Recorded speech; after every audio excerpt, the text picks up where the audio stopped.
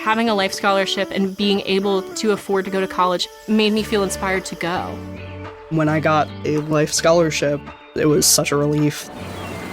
I knew that I wanted to have an impact. Having a life scholarship through the SC Education Lottery was huge. It gave me the opportunity to make that impact right here at home. The South Carolina Education Lottery. A better you, a better us, a better South Carolina. Visit sceducationlottery.com/betteryou.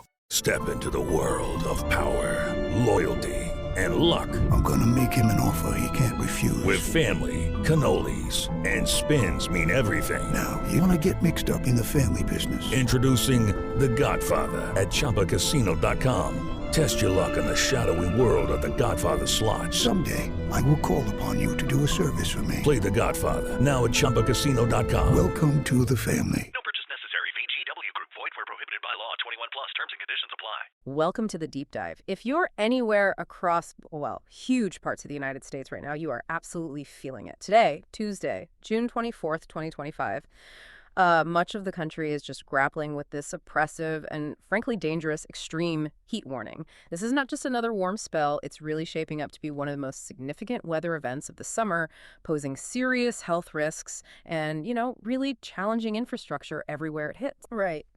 And think of this deep dive as your shortcut to getting genuinely well-informed on this critical weather event that's unfolding right now. You'll walk away understanding not just what's happening, but the sort of deeper atmospheric why behind it all and why it matters so much to, well, your daily life. So let's unpack these terms, starting with the one that sounds a bit like, I don't know, science fiction, heat dome. What are we really talking about there? It really does sound like sci-fi, doesn't it? But it's very real and actually becoming more common. A heat dome forms when you get this persistent ridge of high-pressure air that basically traps heat over a specific area. Like imagine a giant invisible lid just placed right over a region. Okay. And this isn't just any high pressure moving through. It's a system, often influenced by a specific pattern in the jet stream that just gets stalled, stuck, and it acts like a cap pushing warm air downwards. As that air sinks, it compresses. And that compression heats it up even more. Wow. So it's not just warm air, it's air getting superheated as it's forced closer to the ground. So it's like a giant convection oven, but instead of baking bread, it's just cooking everything underneath it. That's a pretty good analogy, actually. Precisely. And crucially, this persistent high pressure stops other weather systems from moving in. Things like refreshing storms or cooler air masses. They just can't break through. So that leads to these long periods of clear skies and really intense sunshine. The trapped superheated air then just recirculates, constantly making the already scorching temperatures even worse.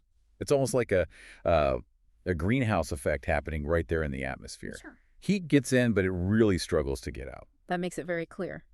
So if the dome is the lid trapping the heat, where does the heat wave part come in? Are they always linked like this? Well, a heat wave is actually a simpler definition. It's just a period of unusually hot weather that lasts for more than 2 days. And unusual isn't a fixed number, right? It depends on the local climate. But basically, it means temperatures significantly above the historical average for that specific time of year. And as you probably guessed, heat waves are very often associated with heat domes because that dome provides the perfect underlying conditions for sustained, sometimes record-breaking heat. One really enables the other. Gotcha. So given that trapped, superheated air you just described, what are the immediate impacts we start to feel when a heat dome and a heat wave combine like this? What are the key consequences for us under that invisible lid? Well, you see several critical effects kicking in. First, obviously, you get these incredibly high daytime temperatures, often hitting or going over 90 degrees Fahrenheit and frequently breaking 100 in many spots. Right. Second, especially in the eastern and southern U.S., you're dealing with high humidity. And that moisture in the air makes those already high temperatures feel even hotter. That's what we measure as the heat index or the feels-like temperature. Mm-hmm. And the reason for that, scientifically, is that the humidity makes it harder for sweat to evaporate from your skin. And evaporation is our body's main way of cooling down. So it's not just the heat itself, it's our body struggling to cool off that makes it feel so much worse. That makes total sense. Exactly. And here's where it gets really dangerous. The warm overnight temperatures. The heat dome prevents significant cooling when the sun goes down. This lack of relief means our bodies and even our buildings and infrastructure don't get a chance to properly cool down. That dramatically increases the health risks. We just don't get that break. Yeah, that's tough. And lastly, that high-pressure system often leads to stagnant air, which means pollutants get trapped near the ground. That causes poor air quality, adding another layer of health concerns, especially for people with respiratory issues like asthma. It really is a compounding problem, isn't it? So let's talk specifics. Where is this lid currently sitting over the U.S.? What areas are really feeling the worst of it right now in late June 2025? Okay, so this current heat wave really started ramping up in mid-June, and it seems to be peaking right around now, June 20th to 24th. The exact boundaries do shift a bit day to day, but its core has generally been centered over the Central Plains and the Mississippi Valley. And it's extending eastward from there towards the Ohio Valley and even into parts of the Northeast. And which regions are really bearing the brunt? Are we talking specific states or cities? The Midwest, for sure, has been hit incredibly hard. States like Missouri, Illinois, Indiana, Ohio, Michigan, also parts of Iowa, Kansas, Nebraska, they're seeing the most severe conditions. We've seen reports from cities like St. Louis. KMOV there has been covering it extensively, and also Chicago, Indianapolis, Detroit. They're all experiencing those triple-digit heat indices. Wow. The South is also really feeling it. Arkansas, Louisiana, Mississippi, Alabama, Tennessee, Kentucky, and it's even pushing down into North Texas and Oklahoma. I've heard reports about the Northeast, too. Even if the absolute thermometer reading isn't quite as high as the Midwest, it still feels awful. Is that right? That's absolutely spot on. Yeah. While the thermometer might not consistently hit 100 degrees in, say, New York or Pennsylvania or New Jersey, the high humidity there is making conditions feel exceptionally oppressive. It's triggering widespread heat advisories and warnings across that region, too. Across all these affected areas, temperatures have consistently soared into the mid to upper 90s Fahrenheit. But those heat index values, that feels like temps, they've frequently been over 105 degrees Fahrenheit. And in some localized spots, they've even reached or surpassed 115 degrees. That's just brutal. And like you said, those overnight temperatures are a huge part of why this is so dangerous. My air conditioner is definitely working overtime right now. I'm sure yours is too. Absolutely. The overnight lows have just stayed stubbornly high, often in the upper 70s or even low 80s in many places. And that provides very little, sometimes no physiological relief for anyone stuck in the heat. It's a really critical factor in heat-related illnesses because your body just doesn't get that chance to recover overnight. Yeah. It's why weather agencies, the National Weather Service, they're issuing continuous excessive heat warnings and heat advisories. They're urging extreme caution because numerous daily temperature records are being broken or are expected to be challenged. It's clearly a very serious event.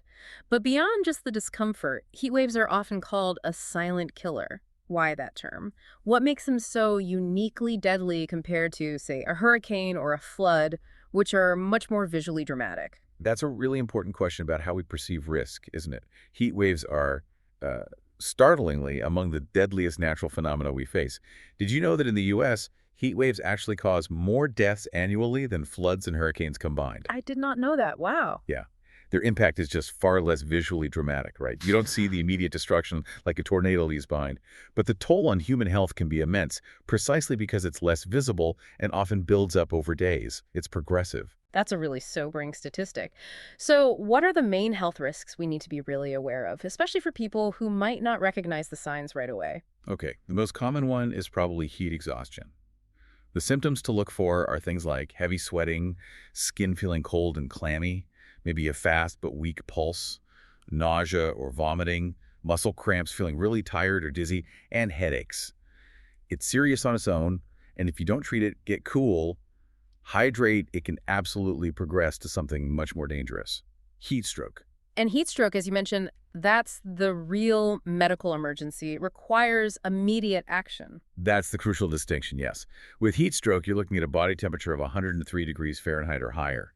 Their skin might be hot and red, either dry or damp. Pulse is usually fast and strong.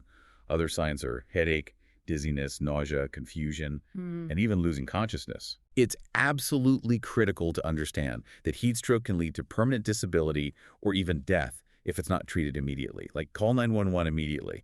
Beyond those two, just the rapid fluid loss through sweating leads to dehydration, which can worsen everything else and also put extra strain on people with pre-existing conditions. Right, like heart problems or breathing issues. Exactly. Cardiovascular disease, respiratory illnesses, kidney disease.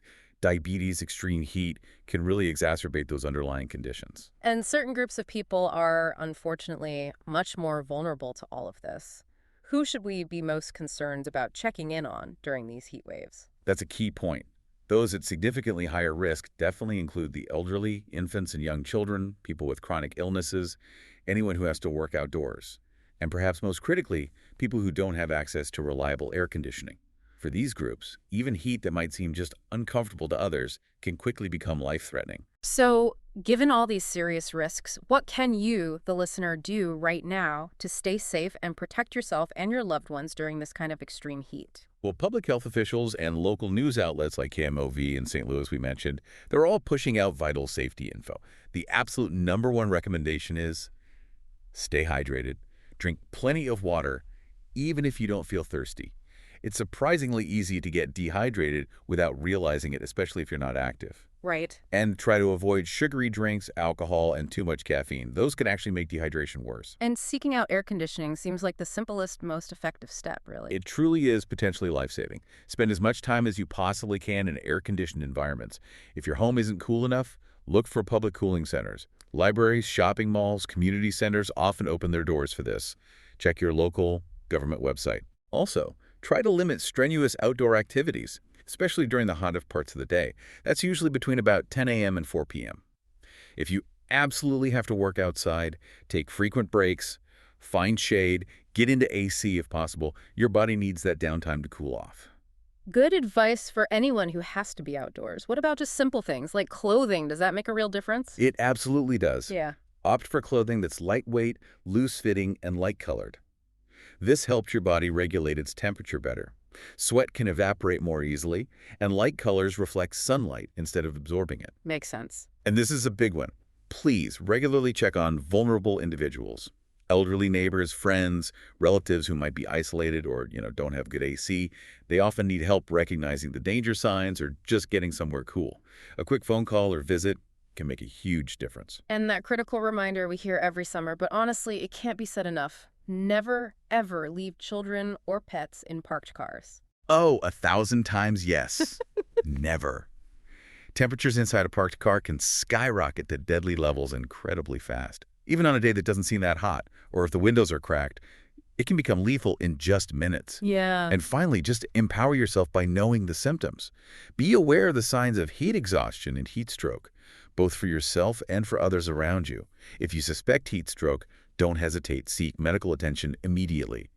Knowing those signs really can save a life. Okay, so beyond the immediate health dangers, this kind of extreme heat also puts immense strain on our infrastructure, doesn't it? What's the sort of ripple effect there, often unseen by most of us until it directly impacts us? Yeah, if we connect this to the bigger picture, the strain is significant across multiple sectors. Power grids feel it immediately. That huge demand for air conditioning causes massive spikes in electricity consumption. This strains the grid, sometimes to the breaking point. It can lead to brownouts, actual blackouts, or at least calls from utility companies for voluntary energy conservation. Sometimes they even have to implement rolling blackouts just to prevent a total grid collapse. I can imagine transportation suffering, too. Roads must get incredibly hot. Pavement buckling. They do. Roads can buckle from the extreme heat. Railway lines can warp, which is dangerous for trains. Even airport runways can develop issues with the tarmac softening. All of that leads to travel delays, disruptions, repair costs. It adds up. And then there's agriculture. Crops can suffer huge damage from both the heat stress and often accompanying drought conditions. That impacts yields, which can eventually lead to higher food prices. Livestock are also really vulnerable to heat stroke, which means further economic losses for farmers. It's just a whole domino effect. And water resources must take a serious hit, too, especially in places already dealing with dryness. Precisely. Prolonged intense heat can make drought conditions much worse.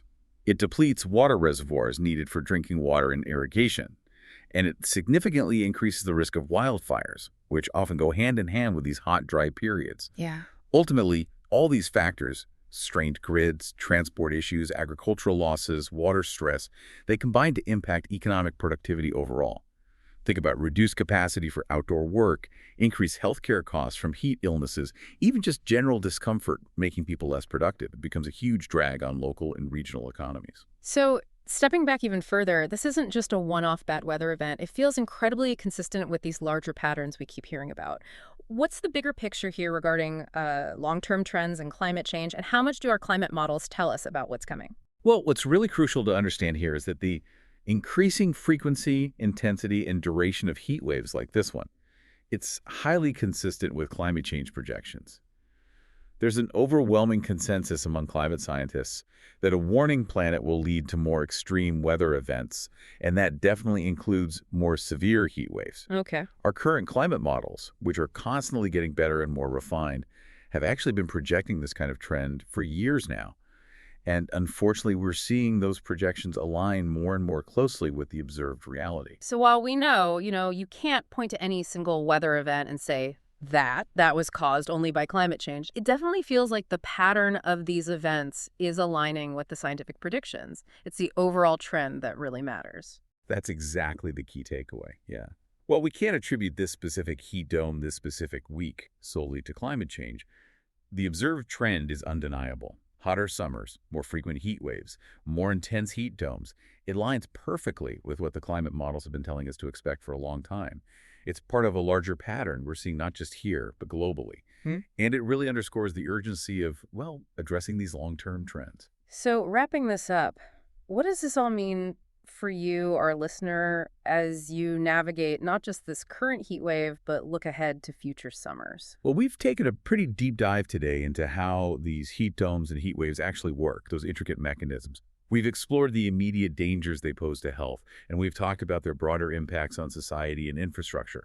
So hopefully, you now have a much more comprehensive understanding of what creates these extreme weather events and why they're so significant. It gives you the context, to really understand the headlines and the warnings when you see them. Exactly. You're now, hopefully, well-equipped to not just understand what's unfolding outside your window, but why it's so critical to take seriously. And as these extreme heat events likely become more frequent and maybe even more intense, it leaves us with a really important question to ponder, doesn't it? Beyond the immediate safety measures we discussed, what innovative long-term solutions and societal adaptations will be most crucial for our communities? How do we build resilience and ensure public safety in the face of this changing reality in the years to come? Having a life scholarship and being able to afford to go to college made me feel inspired to go. When I got a life scholarship, it was such a relief.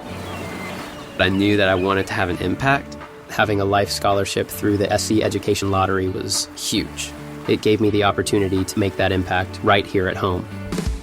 The South Carolina Education Lottery. A better you, a better us, a better South Carolina. Visit sceducationlottery.com/betteryou.